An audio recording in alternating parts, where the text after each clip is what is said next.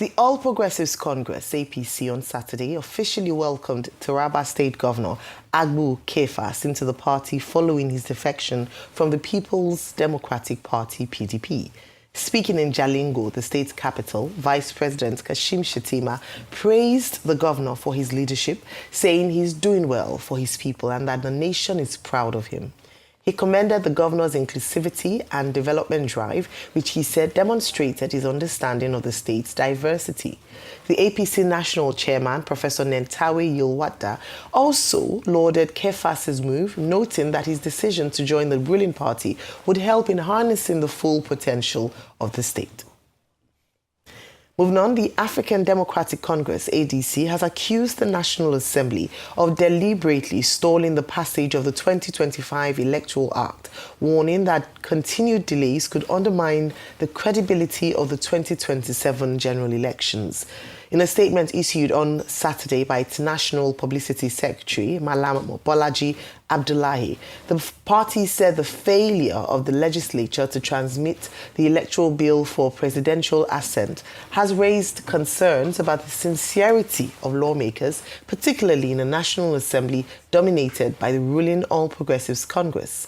The ADC also expressed concerns over alleged coercion of civil servants and government workers to join the APC.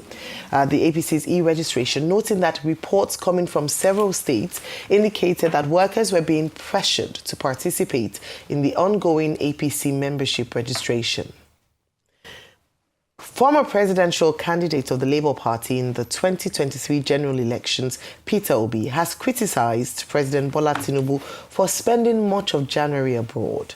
Obi, in a post on his X handle on Sunday morning, noted that while leaders in other countries focused on domestic governance at the start of the year, Nigeria's president has prioritized foreign engagements over pressing national issues. He lamented that while the nation continues to grapple with challenges including insecurity, food shortages, workers' strike, the president, Obi alleged, seemed unperturbed. He claimed that Tinubu has spent only 8 days in Nigeria in 2026. Joining us on Political Brief to discuss these stories is Arise Director of News and Politics Editor, Sumner Sambo. Good morning and you're welcome to today's morning show, Sumner. Good morning, Ayo, and good morning, Dr. Abati. And to all Arise News fans, especially those on Leke Leke. Absolutely. Good morning, Sumner. I'm here. Good morning. I'm sure Yeah, Rufai. Oh, yeah. Anyway, Sumner, let's start with Peter. I've been following you on Leke Leke. Yes, so Leke Leke, we are there. Let's start with Peter Obi. Now, Mr. Peter Obi says the president has spent 23 days out of 31 days in the month of January abroad, at a time when the country faces the continuing menace of kidnapping, violence, and that the president has now returned just to welcome defectors into the ruling party. I'd like you to take that along with a comment by Femi Fani-Kayode, ambassador designate, at page 15, pages 14 to 15 of the Sunday edition of This Day newspaper, where he was talking about the enemies within, and he devoted paragraphs to Peter Obi specifically as one of the enemies within, seeking to profit from criticism of President Bola Ahmed Tinubu. And then, of course, this whole thing about the National Assembly. Now, we had Mr. Femi Falana on this program yesterday, and he was saying that, look, the National Assembly is just wasting people's time. Because this whole idea of amending the Electoral Act is something they could sort out in 1 week or a matter of days. But you have the Senate setting up one committee after another, a plenary that failed, an executive session that yielded nothing, a 7-man ad hoc committee. Meanwhile, time is going. And the House of Reps, which had passed their own amendments earlier, are now saying they want to amend further. So, I mean, what do you think of all of this? And then what was that first subject again? The first subject was, well, we had the Shetima, yes. Aha, Vice President Kefas Abu. Bring in Governor Abu Kefas into the fold of the APC. So who is left? I think Governor Kefas will be about number 30 or number 31. So who is left? And, you know, this whole argument that you can have all the governors, as one aggrieved fellow said, do not win elections. So who is going to win the elections in 2027 in terms of the actual votes? All right. I mean, I would want to start with the comment by Peter Obi, and I want the federal government, Mr. President, the presidency, to, you know, take a careful look at this criticism. This was done in good faith. This is not something that was done out of bitterness. Mr. President has actually spent more time out of the country this year. I mean, like he said, Peter Obi said, every president's priority in the early part of the year will be to attend to domestic issues. So why is our own president attending to issues abroad more than at home? And then he goes and then he disappears for some days. Nigerians are actually not told where he is, and suddenly he just comes back to the country. This is a time for reflection. The presidency should actually take this criticism in good faith. Because I know that when President Tinubu, then as an opposition leader, was hitting the PDP and all of that, he was merciless. And his accomplices like Alhaji Lai Mohammed would have actually grounded this government by now if they were in the opposition. During that time, Nigerians actually listened to them. And because of that, Nigeria handed the country to them in 2015. And so if this criticism is coming from Peter Obi, he should take a listen and then see how they can adjust. Yeah, anyone can fall ill, can have challenges.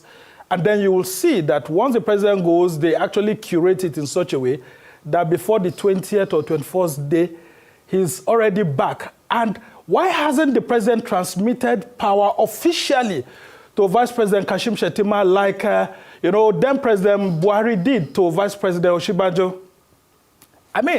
Yeah, he could actually do that and then go ahead to do other things.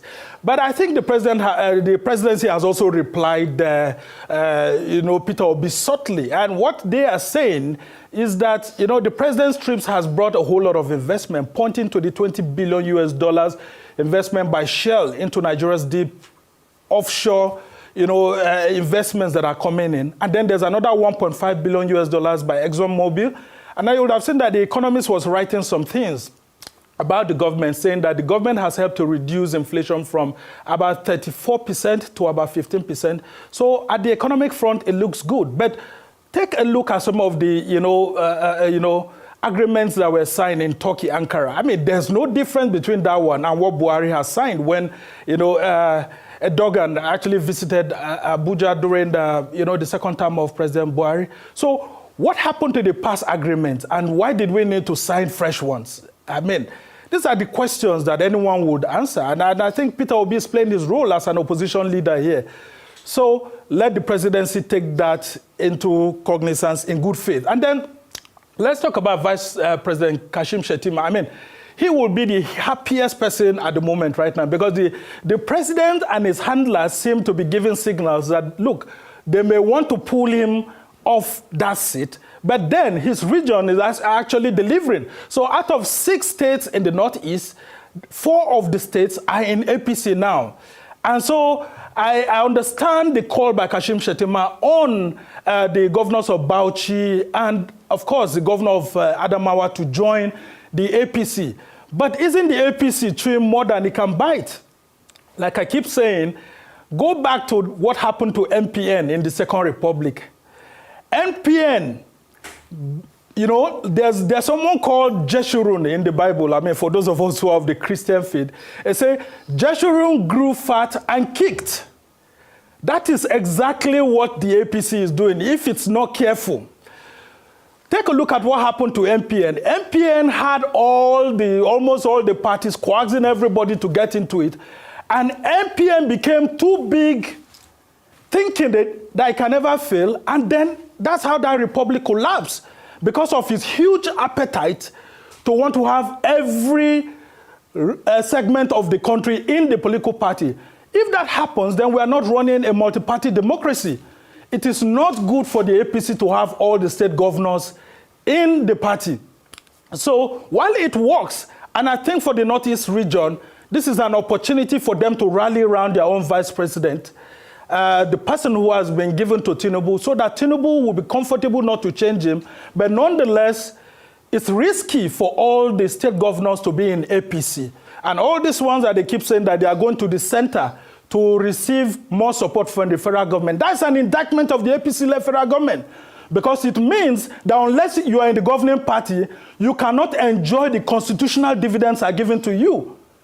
More. You can't get more projects and all of that. And I think that's not the spirit and the intent and the letters of the Constitution and the thinking of our founding fathers. Now, let's take a look at what you have said about Femi Fani-Kayode. I mean, a whole lot of Nigerians wouldn't take Femi Fani-Kayode serious because he's not in the right position to criticize Peter Obi because he lacks the credibility.